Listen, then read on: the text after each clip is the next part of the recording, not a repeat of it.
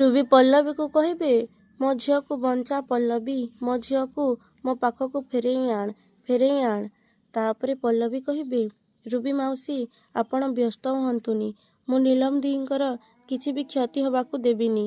ଏମିତି କହି ପଲ୍ଲବୀ ଆଦର୍ଶକୁ କହିବେ, ଆଦର୍ଶ, ଚାଲ ଆମେ ଜଲ୍ଦି ଯିବା, ଆମ ହାତରେ ସମୟ ବହୁତ କମ୍। ତାପରେ ଗୌରବ କହିବେ, ରୁହ ପଲ୍ଲବୀ, ତମ ସହିତ ମୁଁ ବି ଯିବି। ତାପରେ ରୁବି କହିବେ, କିନ୍ତୁ ନୀଲମ ଏବେ କୋଉଠି ଅଛି ତମେମାନେ ଜାଣିବ କେମିତି? ତାପରେ ପଲ୍ଲବୀ କହିବେ, ତାଙ୍କ ନମ୍ବର ଟ୍ରାକ୍ କରିବା ପାଇଁ ଆମକୁ ବେଶୀ କଷ୍ଟ କରିବାକୁ ପଡ଼ିବନି ରୁବି ମାଉସୀ। ଏମିତିରେ ବି ସେ କୋଉଠି ଥିବେ ସେ କଥା ଆମେ ବହୁତ ଭଲ ଭାବରେ ଜାଣିଛୁ। ଆଦର୍ଶ, ଚାଲ। ଏମିତି କହି 3 ଜଣ ଚାଲିଯିବେ। ତାପରେ ରୁବି ମାୟାକୁ କହିବେ, ମାୟା, କିଛି କର ମାୟା, ମୋ ଝିଅକୁ ବଞ୍ଚା। ଏ ସମୟରେ ତୁ ହିଁ ଏକା ସାହାଯ୍ୟ କରିପାରିବୁ। ମାୟା ପ୍ଲିଜ୍। ତାପରେ ମାୟା କହିବେ, ମୁଁ ଏଥିରେ କ'ଣ କରିପାରିବି ଦିଦି? ତୋ ଝିଅ ନିଜେ ଲେଟ୍ ନାଇଟ୍ ପର୍ଯ୍ୟନ୍ତ ଅଜଣା ପିଲାଙ୍କ ସାଙ୍ଗରେ ବାହାରେ ବସିକି ମଦ ପିଉଛି। ତୁ ଆଉ ତୋ ଝିଅ 2 ଜଣ ଯାକ ମିଶିକି ମୋତେ ବହୁତ ନିରାଶ କରିସାରିଲଣି। ମନେ ରଖ ଦିଦି, ଆଜି ପରଠୁ ତୋ କଥାକୁ ମୁଁ କେବେ ବି ଅନ୍ଧ ଭଳିଆ ବିଶ୍ୱାସ କରିବିନି, କେବେ ବି ନୁହଁ। ଏମିତି କହି ମାୟା ଚାଲିଯିବେ। ତାପରେ ମମତା ରୁବିକୁ କହିବେ, ରୁବି ଦିଦି, ଆପଣ ଧୈର୍ଯ୍ୟ ଧରନ୍ତୁ। ଗୌରବ, ପଲ୍ଲବୀ, ଆଦର୍ଶ ଯାଇଛନ୍ତି ନା, ସବୁ ଠିକ୍ ହେଇଯିବ। ତାପରେ ଦାଦିମା କହିବେ, ଦେଖିଲୁ ତ ଖାଇବା ଚୋରଣୀ, ଭଗବାନ ସମସ୍ତଙ୍କର ପାପ ପୁଣ୍ୟର ହିସାବ ଏଇଠି କରିଦେଇଥାନ୍ତି। ଯାହା ଉପରେ ଲାଞ୍ଛନା ଦେଇ ତୁ ବଦନାମ କରିବାକୁ ଯାଉଥିଲୁ, ଆଜି ତୋରି ଝିଅକୁ ବଞ୍ଚେଇବା ପାଇଁ ତାରି ହାତ ଧରିକି ଭିକ ମାଗିଲୁ। ଆରେ ଏବେ ବି ତୁ କିଛି ଶିଖ, ଖାଲି ସୁଧୁରି ଯା। ତାପରେ ରୁବି ବସିକି କାନ୍ଦୁଥିବେ। ତାପରେ ବିନୋଦ କହିବେ, ବହୁତ ଡେରି ହେଇଗଲାଣି, ଏପର୍ଯ୍ୟନ୍ତ ଆଦର୍ଶ, ପଲ୍ଲବୀ କି ଗୌରବ କେହି ବି ଆସିଲେଣି କି କିଛି ଖବର ଦେଲେନି। ତାପରେ ରୁବି କହିବେ, ଜଣା ନାହିଁ ମୋ ଝିଅ ଏବେ କୋଉଠି ଆଉ କେମିତି ଅଛି କେଜାଣେ। ଏତେ ଥର ଫୋନ୍ କଲା ପରେ ବି ସେ ମୋ ଫୋନ୍ ରିସିଭ୍ କରୁନି। ଏମିତି କହି ରୁବି ବହୁତ କାନ୍ଦିବେ। ତାପରେ ଆନନ୍ଦ କହିବେ, ରୁହନ୍ତୁ, ମୁଁ ଆଦର୍ଶ ପାଖକୁ କଲ୍ କରୁଛି। ତାପରେ ବିନୋଦ କହିବେ, ମୁଁ ବି ଗୌରବ ପାଖକୁ ଫୋନ୍ କରୁଛି। ଏମିତି କହି 2 ଜଣ ଫୋନ୍ କରିବେ। ତାପରେ ଦାଦିମା କହିବେ, କଥାରେ ଅଛି ପରା, ଆପଣା ହସ୍ତେ ଯିବା ଛେଦି। କିଏ ଅଛି ତାର ପ୍ରତିବାଦୀ? ଯେତେବେଳେ ତାକୁ ଶାସନ କରିବାର ଥିଲା ସେତେବେଳେ ତାକୁ ଶାସନ କରିପାରିଲୁନି, ଆଉ ଏବେ ଗଲା ଫଟେଇକିରି କାନ୍ଦିଲେ କ'ଣ ଅଛି? ଶୁଣୁ, ଏସବୁ ଯାହା ହଉଛି ନା, ସବୁ ତୋରି ପାଇଁ ହଉଛି। ନୀଲମ ବହୁତ ଭଲ ଝିଅ, କିନ୍ତୁ ଶାସନ କରି ନ ଜାଣି ତୁ ହିଁ ତାକୁ ଅବାଟକୁ ନେଇଛୁ। ଆରେ ଜୀବନରେ ଯେତେବେଳେ ସେ ଏକୁଟିଆ ହେଇଯାଇଛି ତ ବାଧ୍ୟ ହୋଇ ସେ ଏ ବାଟକୁ ବାଛି ନେଇଛି। ଏ ସମୟରେ ତାକୁ ମା ପାଖରୁ ସପୋର୍ଟ ଦରକାର। କିନ୍ତୁ ତୁ କ'ଣ କରିଛୁ? ତୁ ଏତେ ବଡ଼ ଝିଅଟା ଉପରେ ହାତ ଉଠେଇକିରି ତାକୁ ମାରିଛୁ।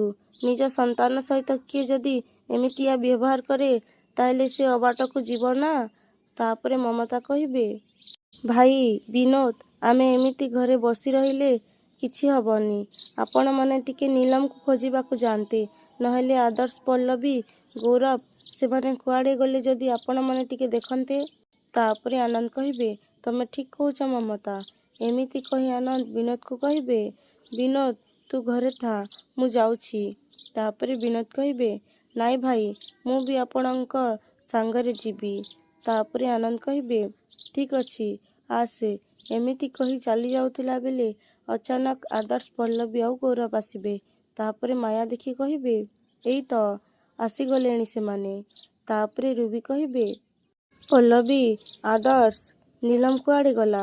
ତମେମାନେ ତାକୁ ସାଙ୍ଗରେ ଆଣିଲ ତ? ସିଏ ବାହାରେ ଅଛି କି? ଏମିତି କହି ରୁବି ବାହାରକୁ ଯିବେ। ଆଉ ଆସି ଆଦର୍ଶକୁ କହିବେ, କାଇଁ କୁଆଡ଼େ ଗଲା ସିଏ? ଏଇଠି ତ କାଇଁ ଦେଖାଯାଉନି। ତାପରେ ଆଦର୍ଶ କହିବେ, ନୀଲମ ଦିଦିଙ୍କୁ ଆମେ ସବୁଆଡ଼େ ଖୋଜିଲୁ ରୁବି ମାଉସୀ, ହେଲେ ତାଙ୍କୁ କୋଉଠି ବି ପାଇଲୁନି। ତାପରେ ପଲ୍ଲବୀ କହିବେ, ଆମେ ତାଙ୍କ ନମ୍ବର ଟ୍ରେକ୍ କରି ଯାଇ ଲୋକେସନରେ ପହଞ୍ଚିଲୁ, କିନ୍ତୁ ସେତେବେଳକୁ ସେମାନେ ସେଠି ନଥିଲେ। ତାପରେ ନେଟୱାର୍କ ପ୍ରୋବ୍ଲେମ୍ ଯୋଗୁଁ ଆମେ ଆଉ ତାଙ୍କୁ ଫୋନ୍ ଟ୍ରେକ୍ କରିପାରିଲୁନି। ତାପରେ ରୁବି ବହୁତ କାନ୍ଦିବେ। ତାପରେ ପଲ୍ଲବୀ ରୁବିକୁ କହିବେ, ଆପଣ ଚିନ୍ତା କରନ୍ତୁନି ରୁବି ମାଉସୀ, ମୁଁ ତାଙ୍କ ନମ୍ବର ଚିତ୍ତ ଅଙ୍କଲକୁ ଦେଇ ଦେଖେଇଛି। ସେମାନେ ନେଟୱାର୍କକୁ ଆସିଲା ମାତ୍ରେ ତାଙ୍କ ନମ୍ବର ଟ୍ରାକ୍ କରିକି ପୁରା ଟିମ୍ ଯିବା ତାକୁ ଉଦ୍ଧାର କରିବା ପାଇଁ। ତାପରେ ରୁବି କହିବେ, ଆଚ୍ଛା, ଅଲଗା ଜାଗାରେ ଡ୍ୟୁଟି ଅଛି ବୋଲି କହି ସବୁବେଳେ ଯାଇ ବାହାରେ ବୁଲୁଥିଲୁ। ଆଜି ଯେତେବେଳେ ମୋର ଖରାପ ସମୟ ପଡ଼ିଛି ତୁ ସେମାନଙ୍କୁ ନମ୍ବର ଦେଇ ନିଜେ ଘରକୁ ଚାଲି ଆସିଲୁ। ତାମାନେ ତୁ କେବଳ ଉପରେ ଠାଉରିଆ ଭାବେ ମୋ ଝିଅକୁ ଖୋଜିବାକୁ ଯାଇଥିଲୁ। ସତକୁ ସତ ମୋ ଝିଅକୁ ଖୋଜିବା ପାଇଁ ତୋ ମନରେ ଟିକେ ବି ଆଗ୍ରହ ନଥିଲା, ଟିକେ ବି ନାହିଁ। ମୁଁ ଠିକ୍ ବୁଝିପାରୁଛି ପଲ୍ଲବୀ, ତୁ ମୋଠୁ ପ୍ରତିଶୋଧ ନେବା ପାଇଁ ଜାଣିଶୁଣି ଏସବୁ କରୁଛୁ। ତାପରେ ଦାଦିମା କହିବେ, ଖାଇବା ଚୋରଣୀ, ତୁ ଜୀବନରେ କେବେ ବି ସୁଧୁରିବୁନି। ତାପରେ ପଲ୍ଲବୀ ଦାଦିମାଙ୍କୁ କହିବେ, ଥାଉ ଦାଦିମା, ପ୍ଲିଜ୍ ଆପଣ ତାଙ୍କୁ କିଛି କୁହନ୍ତୁନି। ଏବେ ସେ ବହୁତ ଦୁଃଖରେ ଅଛନ୍ତି, ସେଇଥିପାଇଁ ସେ ନିଜକୁ କଣ୍ଟ୍ରୋଲ କରିପାରୁନାହାନ୍ତି। ତାପରେ ରୁବି କାନ୍ଦି କାନ୍ଦି କହିବେ, ମୋ ଧନ, କୁଆଡ଼େ ଗଲୁ ତୁ? ଦେଖ ପଲ୍ଲବୀ, ମୋ ଝିଅର ଯଦି କିଛି ହେଇଯାଏ ନା ତାହେଲେ ମୁଁ ତତେ ଜମାରୁ ଛାଡ଼ିବିନି, ଜମାରୁ ଛାଡ଼ିବିନି ତତେ। ଏମିତି କହୁଥିଲା ବେଳେ ରୁବି ସଞ୍ଜୀବ ନୀଲମକୁ ଧରିକି ଆସିବେ। ତାପରେ ନୀଲମ ସଞ୍ଜୀବକୁ କହିବେ, you are so sweet Sanjeev, ତମେ ସତରେ ବହୁତ ଭଲ ସଞ୍ଜୀବ, ତମେ ବହୁତ ଭଲ। ତାପରେ ରୁବି ଯାଇ ନୀଲମକୁ ସଞ୍ଜୀବଙ୍କ ପାଖରୁ ଛଡ଼େଇ ଆଣିବେ ଆଉ କହିବେ, ମୋ ଧନ, କୁଆଡ଼େ ଯାଇଥିଲୁ ତୁ? କୋଉଠି ଥିଲୁ? ଏପର୍ଯ୍ୟନ୍ତ ତୁ ଭଲରେ ଅଛୁ ତ? ତାପରେ ନୀଲମ ରାଗରେ ରୁବିକୁ ଧକ୍କା ଦେଇ କହିବେ, ଦୂରେଇ ରହ ମୋ ପାଖରୁ ମାମା। ପୁଣି ଥରେ ମୋ ପାଖକୁ ଆସି ମୋତେ ବିଲକୁଲ ବି ଛୁଇଁବାକୁ ଚେଷ୍ଟା କରନି ମାମା। ମୁଁ ତମ ଝିଅ ନୁହେଁ, କ୍ଲିୟର? ଆଉ ତମେ ବି ମୋ ମା ନୁହେଁ। ତମେ ମୋତେ ତମ ଜୀବନରେ କେବେ ବି ଭଲ ପାଇନ, କେବେ ବି ନୁହେଁ, ଆଉ କେବେ ବି ମୋ ପାଇଁ କିଛି ବି ଭଲ ଚିନ୍ତା କରିନ। ତେଣୁ ମୋ ମନରେ ବି ତମ ପାଇଁ ଟିକେ ବି ଭଲ ପାଇବା ନାହିଁ। ଏମିତି କହି ନୀଲମ ସଞ୍ଜୀବଙ୍କ କାନ୍ଧରେ ଶୋଇକି କହିବେ, you are really so good Sanjeev, ତମେ ସତରେ ବହୁତ ଭଲ ସଞ୍ଜୀବ। ତମେ ଆଜି ପୁଣି ଥରେ ମୋ ଜୀବନ ବଞ୍ଚେଇ ଦେଲ। ଯୋଉ ଝିଅକୁ ତମ ଭଳି ହଜବେଣ୍ଡ ମିଳିବ ନା, ସେ ସତରେ ବହୁତ ଲକି, ବହୁତ। ତାପରେ ଆନନ୍ଦ କହିବେ, ପଲ୍ଲବୀ ମମତା, ତମେ ନୀଲମକୁ ସମ୍ଭାଳ। ତାପରେ ପଲ୍ଲବୀ କହିବେ, ଆଜ୍ଞା। ଏମିତି କହି ମମତା ଓ ପଲ୍ଲବୀ ନୀଲମକୁ ଆଣିବେ। ତାପରେ ନୀଲମ ପଲ୍ଲବୀକୁ କହିବେ, ପଲ୍ଲବୀ ତୁ ଏଠି କେମିତି? ମୁଁ ତ ସଞ୍ଜୀବଙ୍କ ସହିତ ଅଛି। ବଟ୍ ପଲ୍ଲବୀ, ତୁ କିନ୍ତୁ ବହୁତ ଭଲ ଝିଅ, ବହୁତ ଭଲ।